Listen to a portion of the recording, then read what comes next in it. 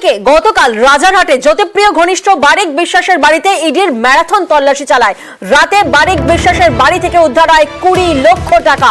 বারিক বিশ্বাসের বাড়িতে টাকার পাহাড়। গতকাল রাজারহাটে জ্যোতিপ্রিয় ঘনিষ্ঠ বারিক বিশ্বাসের বাড়িতে ইডির ম্যারাথন তল্লাশি চালায়।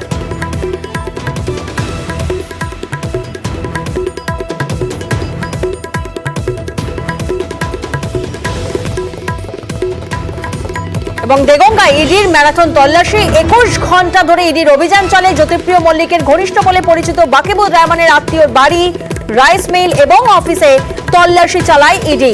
মুকুল রহমান ও আনিসুল রহমানের বাড়ি থেকে উদ্ধার হয় প্রচুর নথি। ইডির তরফ থেকে দাবি করা হচ্ছে। প্রতিনিধি জিয়াউল এই মুহূর্তে আমাদের সঙ্গে রয়েছেন। জিয়াউল, এই তল্লাশি অভিযানে আর কি কি উদ্ধার করা হয়েছে? দেখো, উদ্ধার হচ্ছে প্রচুর খাদ্য দপ্তরের সিল প্যাক নথি এবং ইলেকট্রনিক ডিভাইস এবং এই যে আনিসুর রহমান এবং মুকুল রহমান, যারা অত্যন্ত বারিক বিশ্বাসের আত্মীয় এবং জ্যোতিপ্রিয় মল্লিক ঘনিষ্ঠ, তাদের কাছে তাদের ব্যবহারের দুটো মোবাইল এবং প্রচুর নথিপত্র বাজেয়াপ্ত করেছে ইডি, এমনটা ইডি সূত্রে খবর।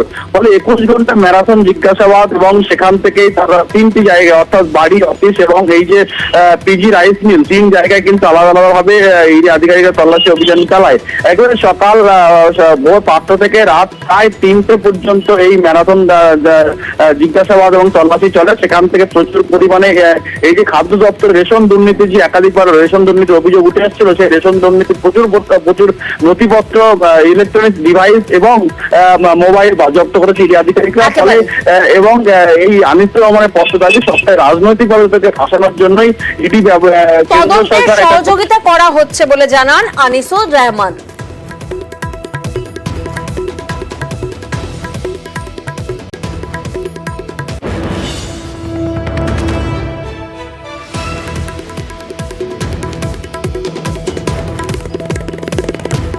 ইডি সিবিআই এর রেটটা তো আজকের দিনে খুব কমন ফ্যাক্টর হয়ে গেছে। বাকিবুর রহমানের রিলেটিভ বিষয় নয়, রাইস মিলের সংক্রান্ত বিষয় নিয়ে সারা রাজ্য জুড়েই হচ্ছে। এটা হ্যারাসমেন্ট আর কিছু বলে নেই, তেমন কিছু সিজ হয়নি, শুধু এটা মোবাইল নিয়ে গেছে, আমার বা দাদার মোবাইল নিয়ে গেছে, আর তাছাড়া আর কিছুই পায়নি, কিছু সিজও হয়নি। সবটাই আমরা সহযোগিতা করবো সেভাবেই কথা বলা হয়েছে এবং তারাও যথেষ্ট স্যাটিসফাইড।